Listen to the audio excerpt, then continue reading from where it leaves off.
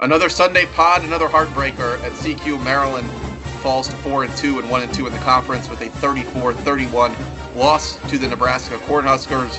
Jordan and I discussed that, plus a lot more about the state of the Maryland football program. Let's have a podcast. The Terp Talk podcast is brought to you by Viener X. Viener X is Maryland made, started in Rockville more than 30 years ago, and like you, Viener X supports the Terps. Viener X believes in teamwork, preparation, and showing up every day, values that make winning teams great, and values that drive Viener X to support your business. Viener X is focused on winning, helping businesses succeed with enterprise technology, human first. That's why Viener X proudly supports Maryland sports. Viener X, we make your company work. Well, Jordan, same old, same old. A week's gone by, but the results remain the same, and I feel like we could just end the show right now. Yeah, we really could. Welcome back to the Terp Talk podcast, folks. And as Mason said, actually, Mason, I want to address something else to get started here, which ties into our greater theme of the day. Obviously, Maryland falls to Nebraska 34-31 in another gut-wrenching game. Mason, let's talk about why we didn't record last night. And you can give your own reasoning, but it boils down to, Mason, we just didn't want to talk about it. It's exhausting to watch this team lose what feels like the same game for like 5 straight years. And I mean, ultimately, this is for our enjoyment as well as yours. And we just didn't have it in us to keep talking about that game. Yeah, I had what some could call a legendary crash out last night. And I was so disappointed. And this is something that, we kind of talked about this in the car on the way home. It's, you do these things because they bring you joy, and when they don't, there's times in life where you have to reconsider them. Last night would be one of those times where you just have to kind of reconsider the whole thing. And one of the things that I feel like college sports has somewhat lost in the last couple of years is the sense of like fan base ownership of the team. Like everything's so sold out now between TV and the conference and the NIL and all that stuff that it's just like really starting to feel like it's like a pro team, and there's a reason why I liked Maryland more than the Redskins football team, Commanders, etc. And I just kind of feel a little bit lost when you just look at the whole thing and it doesn't make sense. But you know what? At the same time, I'll say that the only reason why I feel that way is because we're losing right now. We're losing games we should win, and it's a different kind of pain and disappointment. But then again, Jordan, you're going out to LA next week with the family. I'm not. And, we're still doing that. So it's just kind of that level of disappointment that's really evident right now. Yeah, it is. I think it permeates through the fan base. Disappointment is the word. For those who are sitting near us in 206, I'm sure you heard Mason and his crash out in the stands. It was something to behold, but it wasn't unjustified. And that is, something Mason and I were talking about yesterday is how we approach the post-game show and all this Terp Talk content, as we are, for better or worse, truly Maryland fans. We put there's a lot of buy-in here in terms of energy, effort, funds on tickets. We really do care about this. And we don't want to just talk about stats with you guys because you guys can go read the box score yourselves. We will talk about the game, but it's about how it builds into the bigger narrative. And unfortunately, that's kind of where we're at, Mason. It's how this fits in the narrative. But we will talk about the game, and let's start with maybe the question of the day for Maryland fans, which is a true mixed bag of an experience for Malik Washington yesterday. Yeah, I mean, Jordan, I don't know, other than short of leading the team down the field in 1 minute and 5 seconds with 2 timeouts, much more that he really could have done given the fact he's a true freshman quarterback. I mean, he's 27 for 37 on the day, 249. He did run the ball. He could have been more aggressive at times when he's running the ball, but there's a reason why the guy's not asked to. And after that first 4th down, which I thought was ridiculous, they didn't kind of put his shoulder down and get the first down. You saw him try and do that in the goal line, and, he almost fumbled the ball. But he did make that adjustment. And I think you're seeing this guy get better over time. And look, against bad teams, he's clearly going to cut them up. What he doesn't have, and what consistently is sticking out over the last 2 weeks, is a legitimate playmaking wide receiver. Obviously, they went out in the portal and tried to find one in Farouk. It seems like his role is minimizing as the season goes on. I'm ready to see some of these other guys get a shot at receiver. Clearly, they're probably not better knowing Mike Locksley and having watched this program as long as I have under him. The best guys generally on the field, especially at wide receiver. None of the young guys, I guess, are pushing past this senior group, and at times they just disappear in separation. And Malik is struggling to kind of keep his platform and keep the ball down, and the whole thing kind of comes undone. But that was not really where you're going to beat this Nebraska team. It was on the ground, and we also, in my opinion, didn't do great at sticking to that yet another week. I will say though, it was significantly better, both in terms of results. Nolan Ray finally has a good game. We're getting 62 yards and 11 carries. And as a whole, the rushing attack was probably the best it's been this season. I don't know if this is a season high, Mason. It probably isn't, but still a good performance. 130 over 30 carries. It did feel like you could get more out of it. Dewan Williams really seemed to struggle to get going for real. But it was better. I will say that it wasn't enough to win the game, obviously, which is kind of how this whole picture is painted. But the rushing attack had its best day of the season, all things considered, I thought. I think you can say that. I mean, it's hard when that's your best rushing game, and on the other side, Emmett Johnson, who just had a great game, takes 21 carries for 176 Yeah, against you, and you really he was see phenomenal. what you can do. And I mean, again, credit where it's due to Nebraska and their preparation and the fact, like, look, this defensive line for Nebraska has not looked good. It didn't really look great against us, but it was definitely probably had its best game. And their pass defense, which has been stout, made plays when it needed to, and we weren't really able to expose what the Cornhuskers aren't good at, which is stopping the run enough, and it showed in the end result. But realistically, Jordan, there's an elephant in the room that just like can't even make it through one piece of this game, which is our inability as coaches to position this team to win football games. And Yeah, look, I don't want to, and I won't, on this episode, get into all the facts that are out there that generate reality of what is really going on. I'm just going to take this game by itself and look at it. The inability to, one, keep these guys' heads on straight, which does, and Jalen Husky said it in his postgame, which does ultimately have to come down to the players being willing to execute that.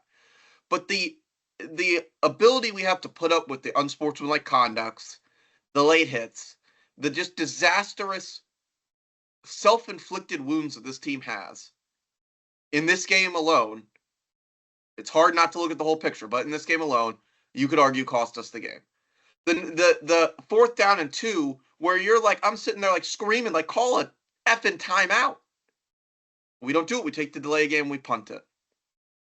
And then what I feel like is the worst piece of it. I know many of you will disagree with this. I'm going to cover 2 things in this, Jordan.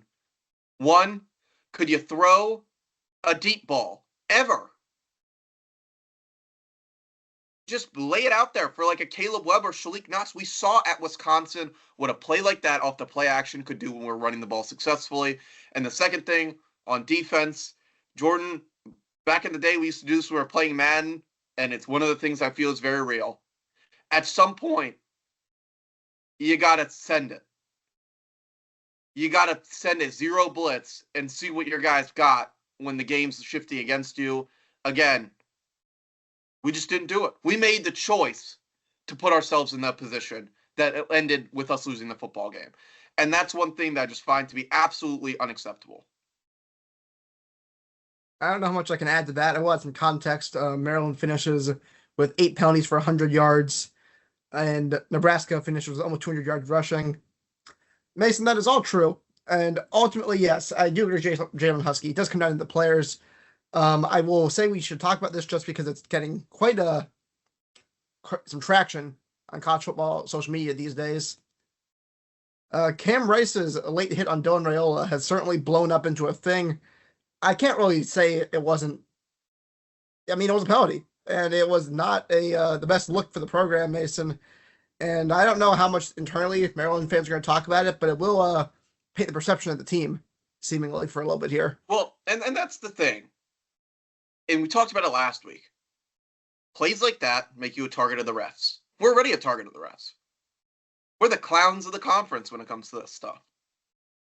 and I think that's about as decent of a term as you can use for it. Clowns of the conference, that's a keeper. And I mean, there's a lot of other words for it. I just won't choose to use them that I feel like at this point potentially you could use because we do we do ridiculous things that cause you don't just walk in the room and people have this thing like, oh, these Maryland football guys, they're really what was the word they used, Jordan? Brutes. Yeah. No, nobody was thinking that before we created that perception, and then you continue to add on to it with plays like that. Now, what I will say about that is when you're playing in the field of play and there's an interception return, maybe not like that. That was definitely a penalty. Definitely would be, I believe, fined if it was the NFL. Probably. Um, the guy did get up and he couldn't have made a tackle. Now the play wasn't anywhere near him, but people get washed like that on the back end of run plays and nobody calls anything like that. But he is the quarterback. He did just get back up, and that's not a smart football play. It's just not. It is a football play though. It wasn't like he speared him or picked him up and threw him. But In today's that's football bad. game, that's a pretty egregious move, we'll just say. Now I was surprised that nobody from the Nebraska team like went there and like, absolutely like beat the crap out of him after that. I will say Yeah, that so too. was I. I was ready for a fight to break out because I did see that in the back end of the play, in live time. But moving on from that, Mason, Malik takes no sacks. Offensive line played decently for the Terps, so there were a couple unfortunate, untimely pressures, we'll call it, from Nebraska. Um, the defense, speaking of mixed bags, it was a weird game. Rayola did not Yeah, play particularly well. He made a lot of errant throws, some of which were as he was getting hit, but the Joyner pick six was just a way off target ball. Credit to the defensive backs for taking advantage of the balls when they came their way. They didn't drop any picks. They really made the plays when they could. But as a whole, the defense just got cooked, especially early in the game, actually. yeah. I was really unsure about Rayola as a player, and Nebraska did beat us in this game. They did come and take the game. He did throw 4 touchdowns. I'm out on this guy, Jordan. I can't see it coming together. If you can't year two and you're still having games like that, just bigger picture Big Ten wise and college football landscape wise, like when does it stop for him? Because clearly it's all there. Like all the tools are there. He can throw every ball there is. But when do you move past the interceptions? He's like almost the opposite of Malik Washington. Malik Washington, you're like, why doesn't he push the ball down the field? And if he throws an interception, he throws an interception. Like, come on, man, we got to push the ball down the field. This is almost the opposite. Like, when are you just going to take the check down, my man? Like, they're open. We can't tackle, and they're open, and you just won't take what we're giving you. It's strange. And when you watch him play in the big games, he's the dead. Like plays like that cost you games. He made enough plays to lose them the game, and then he ultimately had a great drive at the end where he made great plays, and his receivers bailed him out, and they all together as a team drove down the field and won the game, which you can't really go without saying. But if they lost this game, every Oh, it Nebraska was going to be on podcast him. like this one would be going crazy that this guy's just never going to be the answer. But I will say, as far as like an NFL prospect, I just don't see it because in the NFL, I think he throws like 6 interceptions in this game, probably 5. But yeah, I believe the hype for a while, but he just hasn't moved past it. Well, I'm sure the Nebraska fans who have been lurking on our channel, we have seen your comments. We'll get a kick out of that one. Speaking of which, let's diverge into this, Mason. The fan turf for Nebraska was admirable, to say the least. We were sitting in a section that was almost entirely Nebraska fans, some of which were very friendly. The gentleman who asked about our podcast next to us, hope you listen. Very nice watching the game with you. But Mason, they were loud, they were obnoxious, and they were everywhere in College Park. Yeah. This is what you expect. This is a team that prides itself on its fan base and their ability to travel, and they certainly did that yesterday. I will say to those of you that were, I was kind of surprised because I'm looking at from the field, I'm looking at the roadside, and like it's all red, which is strange. Like I know there aren't that many Maryland fans there, but it was surprising in the lower bowl the split between them. Like I was looking at them like, holy shit, this is all Nebraska fans. Really wasn't, but by the time that their teams made big plays, their fans certainly know how to cheer for a football team. Which I thought our fans. It was weird. We had a lot less than we did last week. I felt like our fan energy was better than it was last week too, because I think only the sickos of Maryland football were out there still at this point, and that was a game for him right there. But yeah, I mean, I said it on the post game show. It's an amazing fan base. I've been to Lincoln. I've seen it. You're talking about a team that really has not been that great in the past 20 years, having a sellout streak that's, I mean, the best in college football. It's one of the best fan bases. And look, props to them.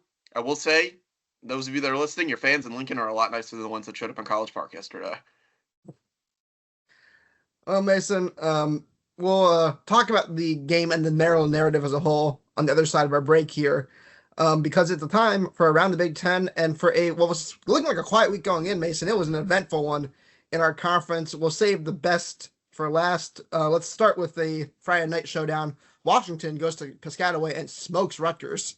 Well, no, Rutgers went to Seattle and got smoked by Washington. My mistake. Yes, but, my bad. Yeah, there it was again. I mean, I'm watching this game and it's like 13-0 Rutgers, and I'm like I think like a lot of you, I was like, oh, damn, we're really bad. Like they might have just had a quarter against us, but look, it happened again. Damon Williams hit those for 400 yards. I think people have to start talking about Boston as the best receiver in the league. There's not much depth past him, Jordan, but I think he put up like 170 and 2 touchdowns again. That guy can play himself some football. Jed Fish, he's got it rolling now. Yeah, Denzel Boston ends with 98 yards, Mason. And yeah, Jed Fish was the great hire at Washington. I think a lot of people knew that after his tenure at Arizona.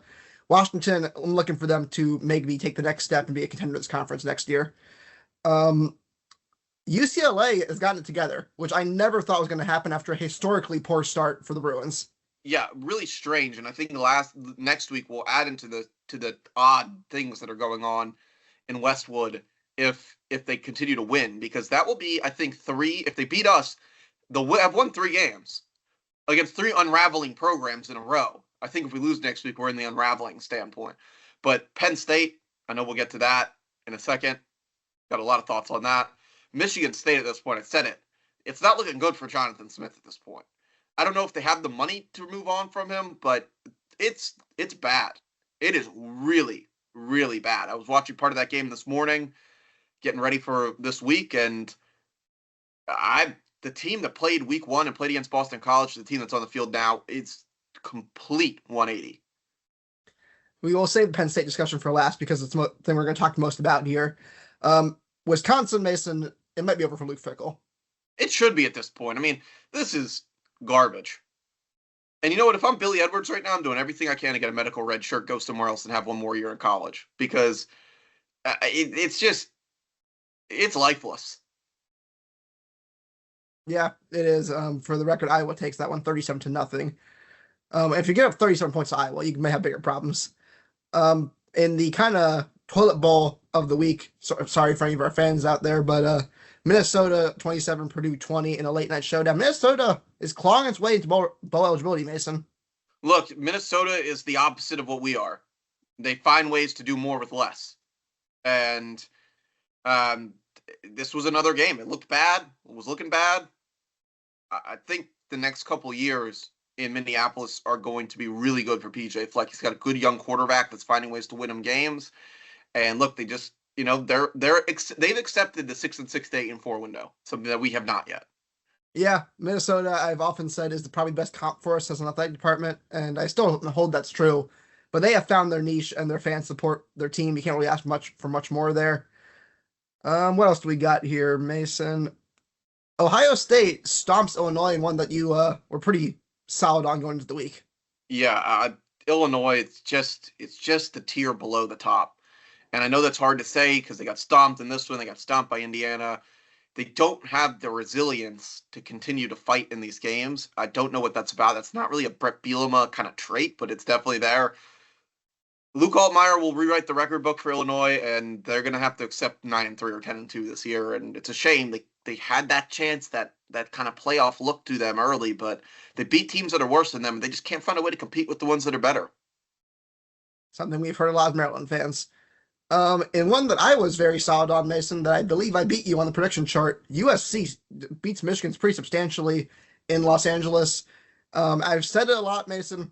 Michigan is on fraud watch, and I think they just got called out. Yeah, I mean, I'm hoping we can get some things going right, and we can get a little November matchup against them and have a chance for one of the wins over the big name teams. I think that you're pretty confident in being able to say that at this point in the season.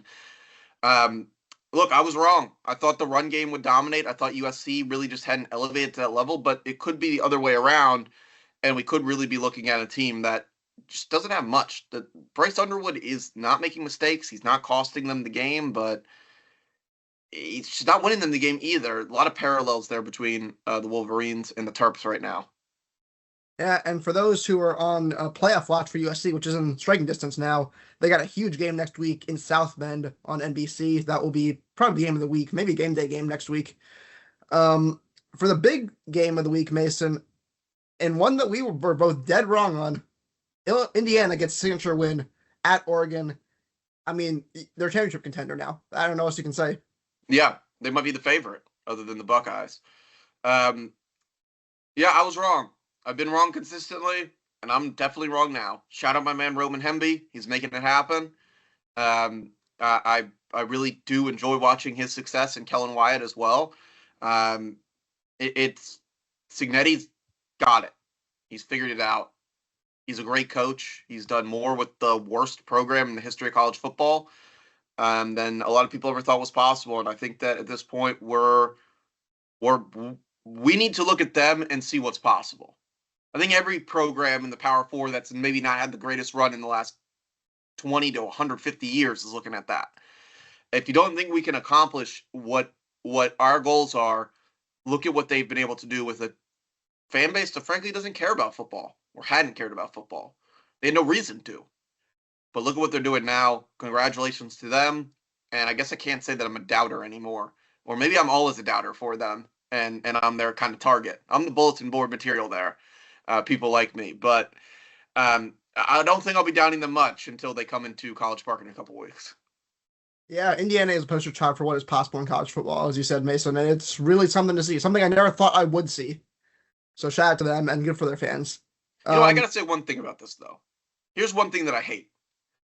Last night, we had like Fox Sports Radio on in the car, and they're talking about like the 247 composite ranking of talent that Indiana has. Look, I think it's time that we throw the recruiting rankings out the window with the portal era. Like, you can say for a freshman, it's fine, but like they went in the portal and got most of their team. Clearly, they scouted them at Division I college football or wherever college football level they were at and put the team together. So, like, it's a great talking point. I can appreciate the research that goes into that stuff, but like, it's not relevant to the portal. That's all I have to say. It's just like, if guys are coming out of the portal, they're there for a reason. It's like Cam Rice. Like, we're going to say 0-star Cam Rice is like even factored into Maryland's rating? No. But they went in the portal and they found a guy that could play. It's worth mentioning, though, the portal is rated now in 247. I don't know if it applies to the composite talent ratings, though, which actually would be curious to know if that's the case. But I see your point, Mason. And it goes to show how college football's changed in a lot of ways. It might be more similar to the NFL now, where the most important thing is can you evaluate talent properly? So we will see. We will see. That's one to watch, though. Again, shout out to the Hoosiers. They play Ohio State later this season in one of the most lopsided series in the history of college football. So that'll be something to watch. Mason, last and certainly not least, in what has become the story in sports this week, Penn State is having one of the most disappointing seasons in college football history, Mason. And I'll let you take the conversation here because I don't even know what to say. I've scarcely been more surprised. It's sort of something that I've been waiting for a while, Jordan. And I don't mean that in like I'm a Penn State hater, which I definitely am. I'll admit that. I mean it in I've watched them play quite a bit in the Drew Aller quarterback era. Not talking about the Saquon Barkley, not talking about James Franklin's tenure, but I'm just talking about these last 4 seasons. And there's always just been something about them not being able to play a complete game every week. And their offense completely stalling, whether it's the quarterback, the play caller. I think at this point, the consistent person is the head coach and the quarterback. All the other pieces have moved around. And it seemed like they were always on the edge. Like, look at the Minnesota game last year. Like, they were just on the edge. They found a way, like Tyler Warren and Abdul Carter made these crazy plays that bailed them out in games like that. They just don't have that guy this year. Deny Dennis Sutton, one of the best players in college football. Zakeen Wheatley, great player. The offensive side of the ball, they need Drew Aller to be that guy. And the offensive line, which has been a point of concern now for the last couple of years there, really since Fashanu left, is just not there. They just can't line up and run the ball straight at somebody 40 times in a game and win. And it's just all unraveling. And a lot of it all unraveling, I hate to say it's got to be the mental piece of it. Like, they were supposed to win the championship. They were all in on staying there to win the championship. They have multiple guys that returned to win the championship. And when it started coming apart, they crumbled. And last week was kind of the crown jewel on that. Everything kind of going off the field isn't good right now. It seems like James Franklin, his days are numbered. And that is just such a turnaround. One of the most wild turnarounds, I think, in the history of college football at this point. From, like, these guys, like, this is the team, like, it's their whiteout game. They're going to come out here, they're going to beat this Oregon team, to, I don't really know right now if you could say that they're going to make a bowl game. No, it's all everything's on the table. You lose at home Northwestern, everything's on the table. And it's shocking. And yeah, there is the fan element. You know, everybody knows who's listening how we feel about Penn State. But you to some extent have to feel for the players there, because like you said, Drew Aller sacrificed a ton to come back to Penn State. He would have been a top probably 5 draft pick if he went in the draft last year. And he came back, and they all came back, like you said, Mason, with the goal of winning the championship. And it looked like it was possible. I mean, you talk about talent rankings, they were the most talented team in the country. And it just has not worked out, and it's an odd spot to be in, observing this. And yeah, there is some joy. I'm not going to say I think we both would agree that there is a little bit of comfort in our collapse, knowing that Penn State's collapse is 5 times worse. But you have to wonder a lot of things in Happy Valley, and if nothing else, I'm curious to see how it plays out. Yeah, I don't feel bad for guys that get paid millions of dollars to play college football, Jordan. I'll be real. I just don't. I don't care if they play for us. I don't care if they play somewhere else. You're getting paid at that age, that amount of money to play a sport, and a sport that when you got into it, you didn't really think you were ever going to get paid from playing it. I don't feel bad for those guys. Like, he didn't. It's not like he came back because he loved Penn State more than making money. He might love Penn State, but he also got paid to do this. That is fair. But yeah, oh my goodness, what a collapse we are witnessing in Happy Valley, and we will see how that plays out. James Franklin buyout number has been adjusted, by the way, folks. It's only $48 million, not 56, which is still an obscene amount of money.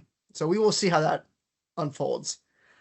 Mason, back to our own disaster. And let's talk about that word actually for a minute, because that is my first. I didn't plan that. I just said that because that's what it feels like. It's hard not to contextualize this, and I kind of previewed this in the narrative of Maryland football. You know, Mason, we've had so many games like this. You could list them off, but I think everybody knows them at this point. Michigan State, Northwestern, twice. You got to throw in that Iowa game. That was a huge deal. The Penn State beatdowns. Like, there's so many games that just fit in the category of disappointing performances that people were excited to see. And this less so than last week, and I was talking about this on the way home with you. This week feels worse to me because of last week. Because we had that same feeling of we were Charlie Brown kicking the football. You know, when Malik was going down on that last drive, the offense was moving down the field. It was 31-27, and we were moving the ball, and we got into Nebraska territory. And I was thinking, like, oh my gosh, we could do this. We can close this game. We could win. We 5-1. We'll be back on track.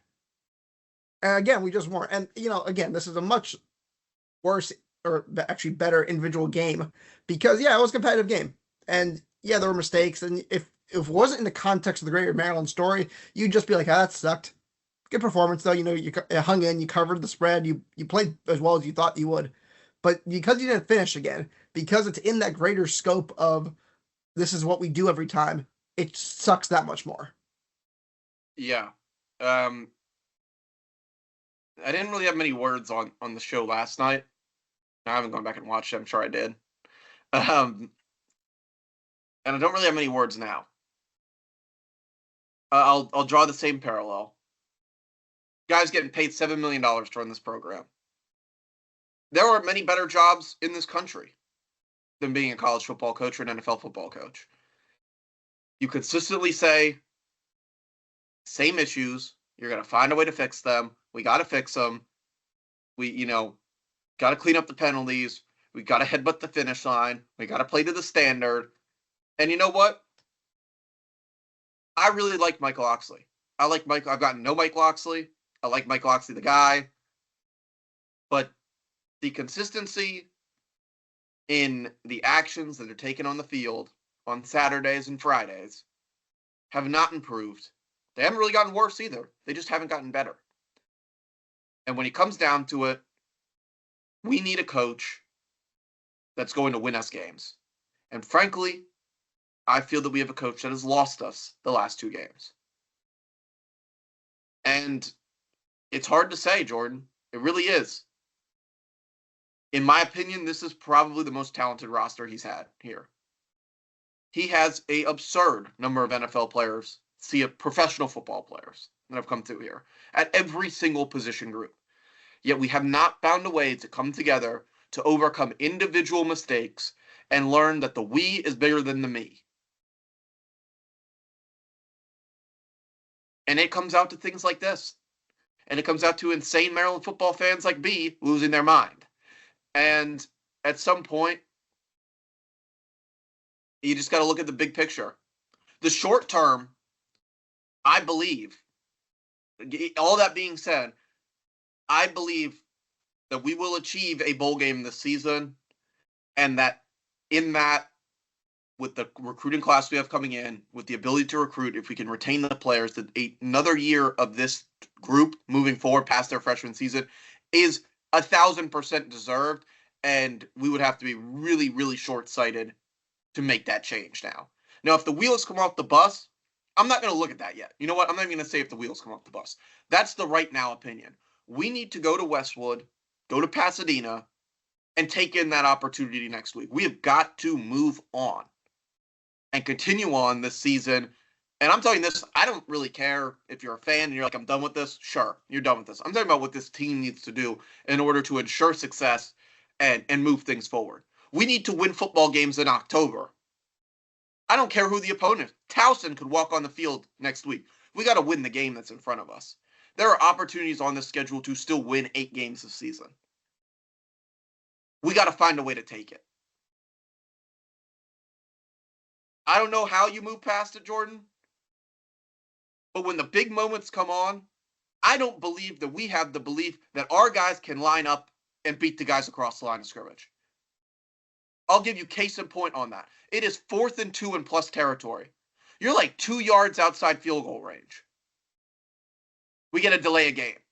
All that says to me is we don't believe on that sideline that we can line up and get 2 yards to the point where we're taking a penalty and deciding to punt the ball. It was almost like we were looking for a bailout in that moment to punt the football. That's weak. But we find a way. It's just like, and they scored a touchdown on it. It's just like lining up and running that toss play on 1st and goal from the 3 or whatever. We got to run it outside. They're not really sucked in. Frankly, they should have made a tackle in the backfield on that play. If you go back and really watch it with a football eye, it didn't look like it, but they kind of blew coverage against it. It goes to the extension of the run game with the screen passes. What are we doing? The worst run defense, potentially the worst. I'm not gonna rule it out to those Nebraska fans that are still listening. One of the worst run defenses in the league is lined up against us, and we still feel like we need to throw the ball equal to the line of scrimmage. Everything that we do is dictated by the other team. We are not setting a standard. We're not setting the tone. And frankly, we are setting ourselves up to lose. And we have a lot of talent on this football team that keeps us in these games. That's it. I still want to watch this team play next week. I still believe that Malik Washington, it might not be here. Let's really be real. The guy's an NFL prospect. He's an NFL talented quarterback. You can see it. But we find a way to put ourselves in some positions that put us at a major disadvantage that come from the game planning and the coaching of this team. I hope we can turn it around, but 7 years into it, my man, I just, nothing gives me confidence that it will be done. I hope something miraculous happens. I don't think I can top that. I think that says it all. It's a tough day to be a Terp, and it really was yesterday, but let's keep moving, folks. Like, either way, I'll spin it around. This team was supposed to win 4.5 games this year. That I is think still everybody true. can agree that we're going to achieve that. We're going to find a way to get 5 or 6 wins right now. I don't really know what you're watching if you don't think this team's going to find a way to overcome and squeak out 2 more wins and be underachieving but overachieving at the same time, which is a very bizarre sports only kind of concept. That is, Um, but maybe overachieving and underachieving at the same time is a great summary of the Locksley era thus far. I would agree, but the games are wildly entertaining. I don't see this team really getting blown out by anybody, and I think that there are a lot of positives in this, but we need to really take a look and ask the question of what we are trying to accomplish here as a program and what we are trying to accomplish here as a fan base. Because the support out there in the stands is some American Athletic Conference USA bullshit. Those of you that like to sit behind your damn TV at home and judge this program, I got a problem with that. Because you certainly saw when a major program shows up on the road, they show up at home. We don't have that. So why are we sitting around complaining about everything when we, not talking about me, but we as a general, sure, you want to sit at home and bitch that the team sucks and that the coach sucks and all that. They want to fire this guy. Somebody legitimately, I believe, has to write a check within 30 days of his entire buyout. Where's that coming from? Got to be real with this stuff.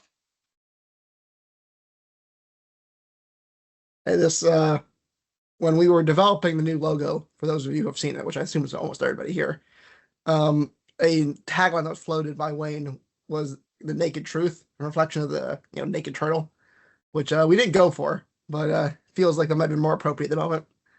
Um, this is what I'll conclude it with.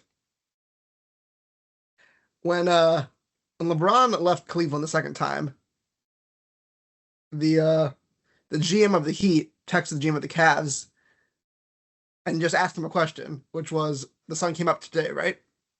And the GM of the Cavs, Kobe Altman at the time, responded, yeah, it did. And the GM of the Heat, obviously Pat Riley, texted him, yep, and it'll still come up every other day. No matter how bad it is, no matter if you lose LeBron in free agency, if you lose to Nebraska, if you blow a 20-point lead against Washington, folks, the sun will rise tomorrow. We will play a game next week.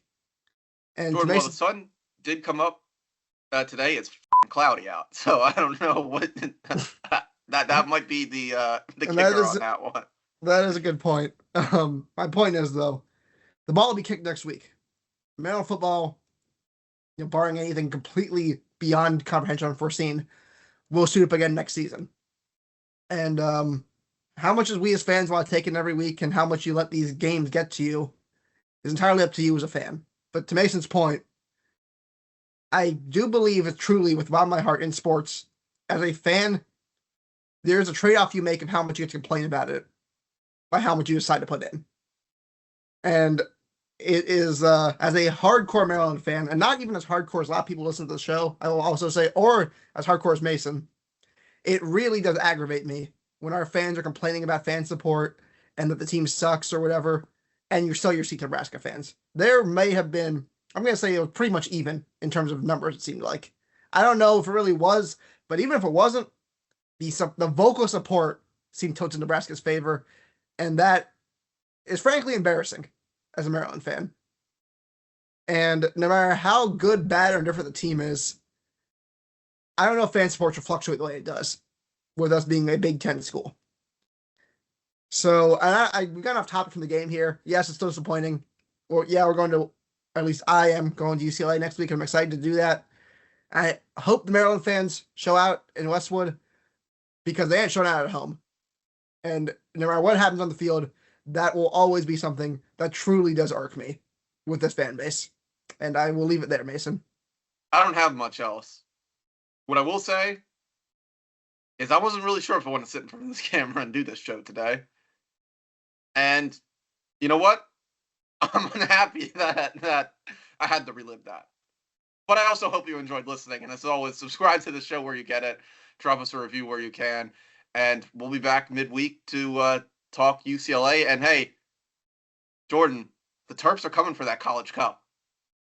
Yes, they are.